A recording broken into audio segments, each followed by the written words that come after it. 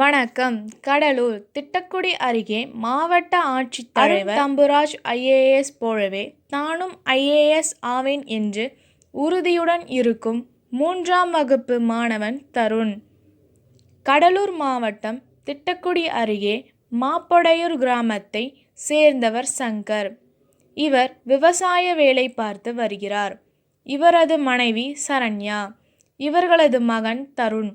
இவர் சென்னை திருச்சி தேசிய நெடுஞ்சாலையில் பசாரில் உள்ள மெட்ரிகுலேஷன் மற்றும் சிபிஎஸ்இ பள்ளியில் 3ஆம் வகுப்பு படித்து வருகிறார்.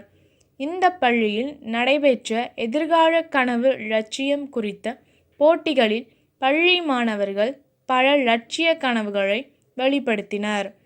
ஒவ்வொரு மாணவரும் எதிர்காலத்தில் தான் என்னவாக ஆவேன் என்று தனது லட்சியத்தை வெளிப்படுத்தியதோடு மட்டுமல்லாமல் அதற்குரிய தகவலையும் சேகரித்து பள்ளி ஆசிரியர்களிடமும் சிறப்பு விருந்தினர்களிடமும் தெரிவித்தனர்.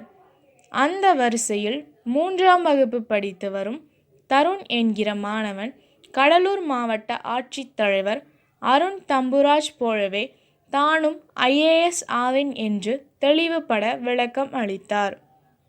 கடலூர் மாவட்டம் ஆட்சித்தலைவராக அருண் தம்புராஜ் பொறுப்பேற்றதில் இருந்து பல்வேறு சிறப்பு வாய்ந்த நடவடிக்கை மாவட்ட நிர்வாகத்தில் எடுத்து வருவது பொதுமக்கள் அறிந்திருந்தாலும் 3ஆம் வகுப்பே படிக்கும் மாணவன் மனதிலும் அந்த பாதிப்பு ஏற்பட்டதன் காரணமாகவே அருண் தம்புராஜ் ஐஏஎஸ் மாதிரியே தானும் ஐஏஎஸ் ஆவேன் என்று உறுதியுடன் மாணவன் தருண் தெரிவித்தார். ஆசிரியர்களும் சக மாணவர்களும் பள்ளி தாளாளரும் மாணவன் தருணை வெகுவாக பாராட்டி வருகின்றனர். இது குறித்து சிறுவன் தருண் தெரிவிக்கையில், ஈடுபடுவேன் என இந்த சிறிய வயதில் தெரிவிப்பது ஆச்சரியத்தை ஏற்படுத்தியது.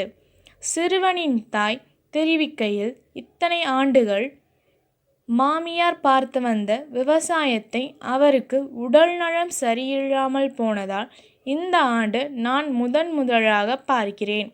கணவரும் வெளிநாட்டில் இருக்க ஊரடங்கு காலத்தில் எப்படி விவசாயம் செய்வது என தவித்து வந்த எனக்கு மகன் பெருதவியாக இருந்தான். மகனின் ஆசைப்படியே அவனை விவசாயம் சார்ந்த படிப்பு படிக்க வைப்பேன் என தெரிவித்தார். Like us for achieving the goal. He is a real inspiration to me.